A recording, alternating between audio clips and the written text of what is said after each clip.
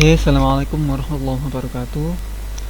Oke, di sini kita lanjut lagi tutorial Proxmox yang kedua, atau kita lanjutkan tutorial yang kemarin.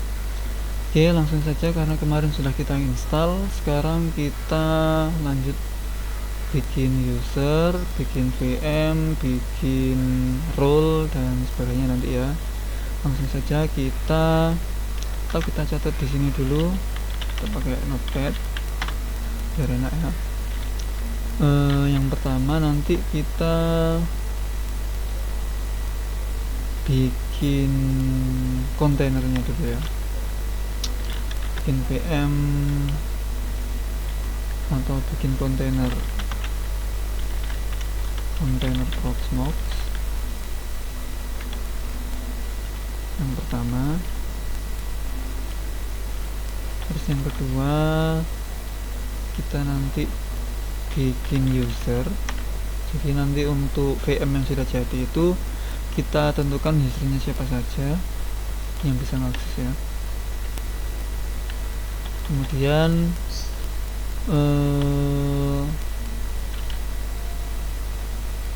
selanjutnya yang ketiga role-nya ya, atau aturan yang dibuat, atau ini ikut di user aja ya, user and role.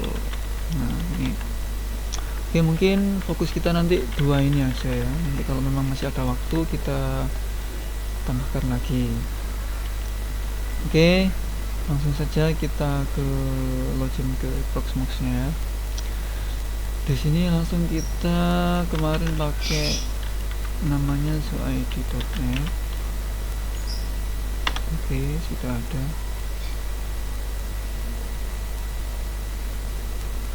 Oh ya, untuk Proxmox jangan lupa di bagian depan sini, di sini ini harus ada HTTPS ya, karena nggak bisa otomatis.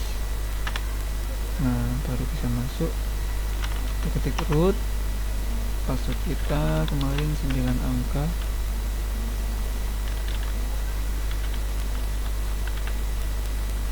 Oke, kalau sudah langsung kita masuk ke bagian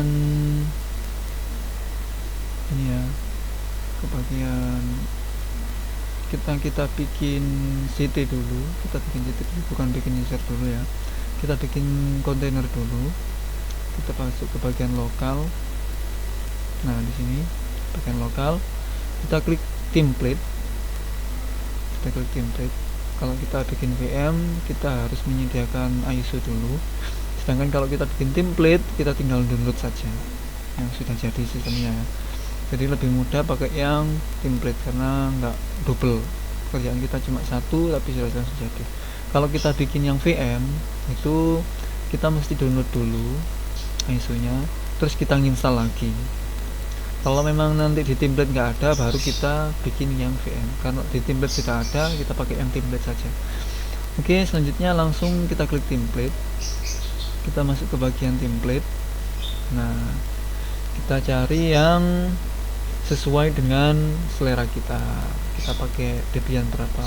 Oh ya, di sini banyak kan pakai Debian ya. Sebenarnya bisa saja ya ada Windows ya, tapi di sini tidak disediakan.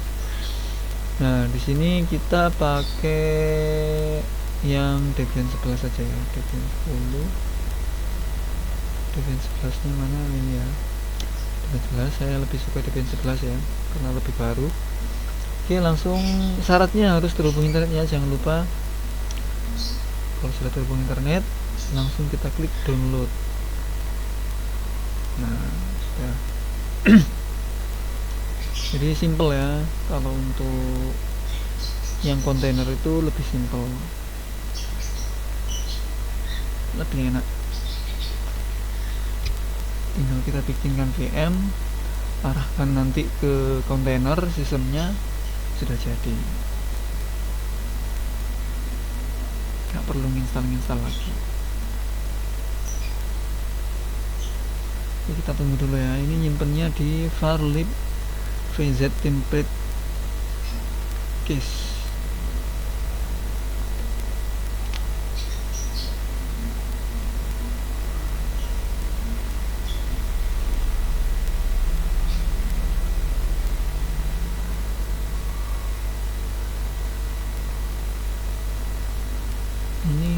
sudah terdownload apa belum ya? Oh, ini masih proses 27%. Oke, kita tunggu.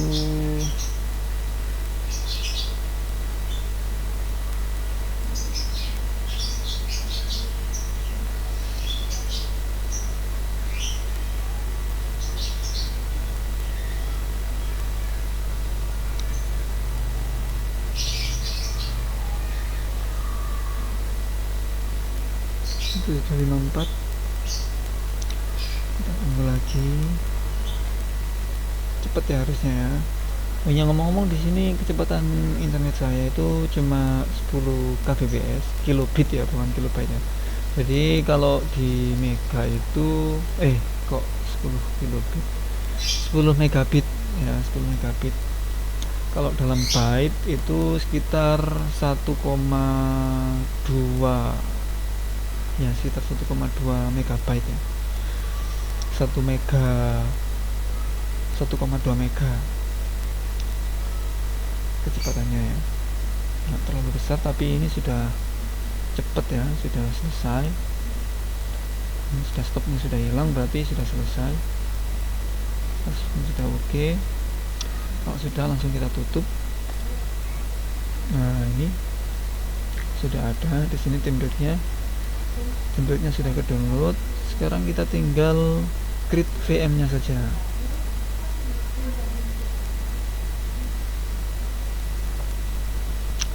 Tinggal kita create VM ya, create VM. Kita kasih nama, ini node-nya ini maksudnya servernya ya. Server kita namanya SoID di sini. Kemudian ID kita ini otomatisnya ya, otomatis dari 100, bisa kita rubah juga. Saya lebih suka angka 308 aja ya. Kita kasih nama dev 11, atau kalau saya lebih suka API gitu ya, karena saya lebih suka pakai aplikasi, jadi API apps gitu ya. Jadi karena kita buat contoh saja, di sini kita bikin namanya coba gitu aja, coba, langsung kita next. Nah, di ISO image ini kita nggak perlu pakai ini ya, karena kita nantinya itu maaf, kita nggak pakai VM, kita pakai yang create container ya, maaf ya. Kita create container, hostname-nya itu yang nama komputernya nanti, nama sistemnya nanti kita pakai yang coba ya. Kita kasih nama coba. Resource-nya nggak ada, nggak perlu ya, nggak perlu diisi. Passwordnya this field is required, oh ya, minta di password ya. Kita kasih 1 sampai 6, oh mau ya, kita kasih 1 sampai 6, nggak usah pakai SSH lah ya. Oke, sudah, langsung kita next. Kalau sudah, storage-nya, nah di sini yang template yang sudah kita download tadi, template-nya klik. Nah, enak ya, lebih mudah ya. Ini tinggal masukkan template yang sudah ada, nanti sudah jadi, nggak perlu install lagi. Oke, selanjutnya langsung kita klik next. Nah, ini mau ditaruh di sini apa di sini kan terserah kita ya. Oh, cuma karena di lokal ini ukurannya kecil buat sistem, jadi storage-nya nggak mau ya. Jadi nanti kalau di sini ada banyak storage yang ukurannya masih banyak, karena di sini kan ukurannya 8 GB ya, di sini sudah nggak cukup. Nanti kalau dikasih 8 GB sudah mepet. Nah, di sini karena ukurannya masih 36-an, sudah 36 ya kalau dibulatkan ya. Meskipun ini nanti terbacanya sebenarnya 40 ya. Nah, di sini kita ukuran yang paling besar itu lokal LVM. Nah, di sini disknya kita kasih 15, misalnya 15 GB ya, karena di sini kan ukurannya 35. Jadi di sini kita kasih atau 20 lah, atau 16. Oke, 16 saja. Langsung kita next. Core-nya tadi kan kita bikin 2 core ya. Core yang satu untuk yang sistem Proxmox, yang satunya untuk ini ya. Jadi biar nggak terlalu terbebani nanti. Nah, RAM-nya tadi saya kasih 4 GB di VirtualBox-nya tadi ya. Di VirtualBox yang kita bikin kemarin itu kan kita pakainya itu 4 GB. Jadi yang untuk sistem ini kita kasih 1 GB aja, kan masih tersisa 1024 ya maksudnya. 1024 itu 1 GB, kan masih tersisa 3 GB, jadi aman. Oke, selanjutnya untuk jaringan biarkan seperti ini ya. Langsung kita next. DNS nya use host setting, kosongnya aja dulu ya, nanti kalau kita butuh kita setting sendiri di dalam Debian 11 nya. Oke, selanjutnya konfirmasinya. Oke, konfigurasi yang dikonfirmasi tadi, kalau sudah sesuai langsung kita klik finish. Nah, ini langsung jadi ya. Ini nggak perlu download ya, cuma menerapkan settingan saja. Yang perlu download tadi cuma waktu kita download template-nya saja. Ini sudah jadi. Nah, sudah jadi. Di sini ada namanya coba, tinggal kita start saja. Nah, sebelum itu kita bikin beberapa user buat ngetes ini ya. Kita bikin, karena kita sudah bikin kontainer, sekarang kita bikin usernya. Kita bikin user di sini, di bagian bawah ada roles, ada user. Kita bikin user dulu. Kita bikin setidaknya 2 atau 3 user ya. Oke, di sini saya bikin user namanya 1 gitu aja ya, biar mudah ya. User 1, realmnya atau kerajaan apa ya namanya, kekuasaannya atau apa itu ya pokoknya ya. Atau tipenya itu yang VE saja, virtual environment gitu ya. VE itu virtual environment. Oke, kita kasih passwordnya 1 itu 1 juga. Nggak mau ya, minimal 6 tetap ya. Tetap minimal tuh, the minimum length for this length is 5. Minimal 5. 1 2 3 4 5. Nggak mau ya. 1 2 3 4 5 6. Nggak mau. Kalau kita balik, nggak mau. Password bukan nggak mau, tapi di bawahnya belum diisi ya. Sampai 5 aja ya. Nah, sampai 5 mau. Kemudian grupnya, karena kita belum bikin grup, kita sebelum bikin user sebaiknya kita bikin grup dulu kalau gitu ya. Kita bikin grup dulu di sini, create. Nah, create-nya ini grup siswa misalnya ya, grup siswa atau mahasiswa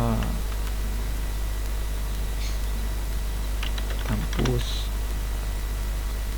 Oke,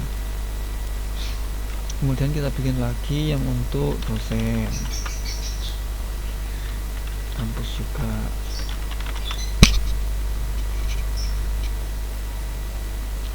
Kemudian kita bikin role-nya. Kita bikin role.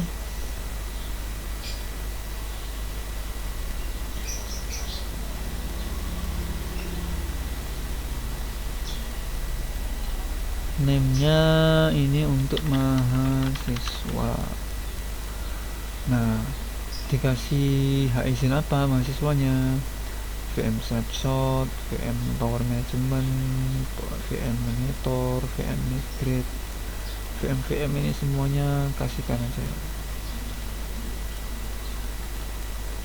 kasih izinnya. User modify jangan. Sistem power management, sistem modify nggak perlu, nanti bisa kita edit lagi ya kalau memang butuh ya. Realm allocate, alokasi template data store allocate. Sudah nyacek kayaknya.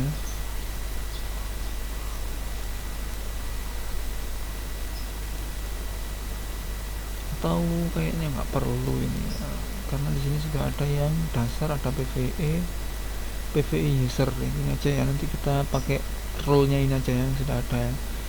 Jadi untuk mahasiswa nanti role-nya kita kasih role yang sudah ada ya, role yang PVE user ini, PVM user. Oke, selanjutnya kita tadi sudah bikin ini. Kita ke bagian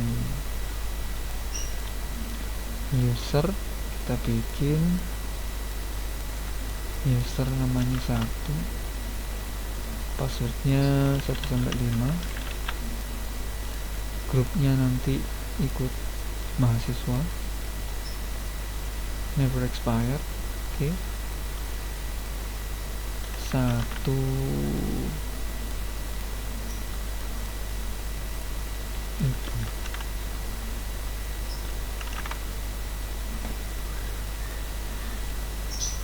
Oke, sudah satu saya itu maksudnya gitu ya. Oke, 1 kita bikin dulu passwordnya tadi 1-5 ya. Kemudian kita bikin lagi user kedua 2. Oke, passwordnya 1-5 juga, grupnya yang mahasiswa lagi 2 bukan 2 ya, 2. Kemudian kita bikin user 3. Yang ketiga ini kita grupnya ikut yang dosen aja ya. Nah, kayak gini 3. Oke, sudah. Karena di sini ada 1 VM. Nah, di sini kita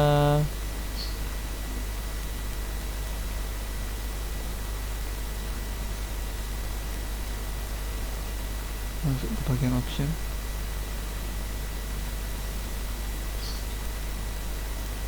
permission ya.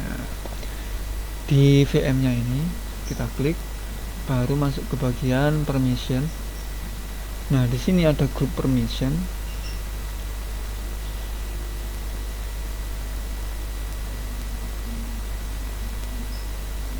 Grup dosen itu no access, nggak boleh ngakses maksudnya. Kemudian grup mahasiswa juga nggak boleh ngakses. Nah, yang boleh ngakses cuma user 1 saja, PVE user. Nah, kayak gini. Nah, kalau sudah seperti ini, maka setiap grup itu nggak bisa masuk ke sini, dan ini hanya bisa dibuka oleh user 1 saja. Oke, selanjutnya kita coba ya, kita login pakai browser lain, atau ini kita logout dulu aja, perlu ya, kita pakai browser lain aja ya, browser lain. Sini saya ketik cid.net,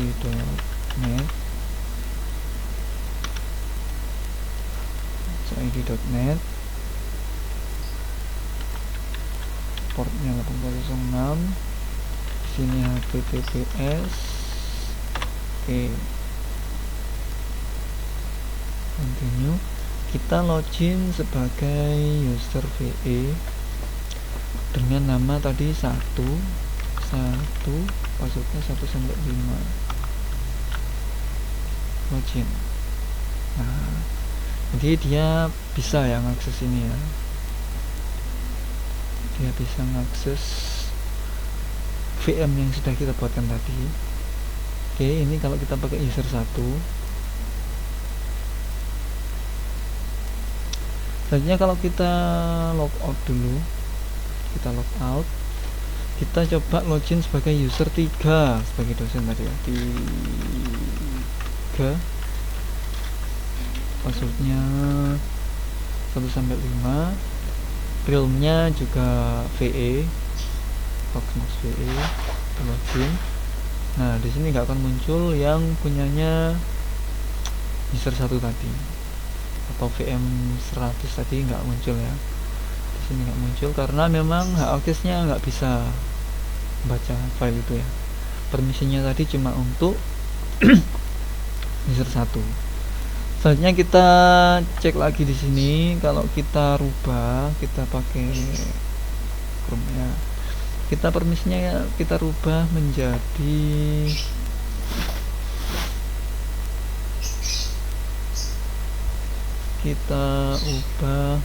atau kita hapus dulu yang satunya ini, kita hapus, kita tambahkan user permisinya menjadi yang 3 punya dosen kali ya, dia sebagai VM user. Nah kayak gini, maka terus ini kita buang ya, kita buang. Oke, selanjutnya ini kita coba login sebagai user 3. Ini sudah user 3 ya, ini 3 @pve, berarti user 3. Kita refresh, atau ya ini sudah masuk ya tadi ya, belum di refresh juga sudah masuk. Ini sudah bisa ngakses ini user 3 nya. Nah selanjutnya kita log out, kita pakai user 1. Nah di sini tetap nggak muncul, meskipun tadi grupnya nggak kita no access ya, nggak kita kasih no access, tetap di sini nggak muncul. Jadi permission no access tadi itu nggak begitu penting ya, berarti cukup seperti ini saja untuk ngasih permissionnya. Nah kayak gini. Kalau semisal VM nya tadi itu untuk beberapa grup, misalnya kayak gini ya, jadi kita group permission, jadi yang ada di user ini itu grup mahasiswa, itu semua mahasiswa bisa akses.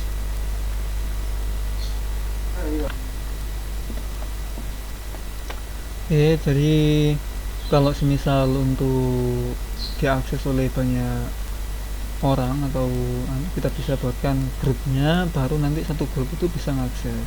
Kita coba ya. Di sini saya kasih grup saja, jadi di maksud kita nanti satu grup itu bisa ngakses satu VM ini. Kita nyoba login sebagai, oh ya ini tadi kan sudah login sebagai user 1 ya. Nah ini sudah muncul user 1. Kita masuk ke user 2, kita coba masuk ke user 2, passwordnya sama. Nah ini juga bisa ngakses. Kemudian user 3, sekarang kita coba ke user 3. Nah nggak ada di user 3. Nah seperti itu. Jadi untuk VM yang kita bikin itu bisa kita atur hak aksesnya itu untuk siapa, dan ya seperti itu ya, rule-nya seperti apa itu juga bisa kita atur. Jadi user yang tadi, atau kita belum coba ya buat menjalankan itu ya, bisa apa enggak, kita coba jadi user 1.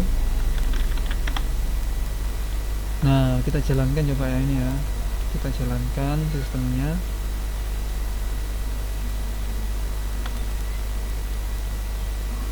Ini sudah jalan.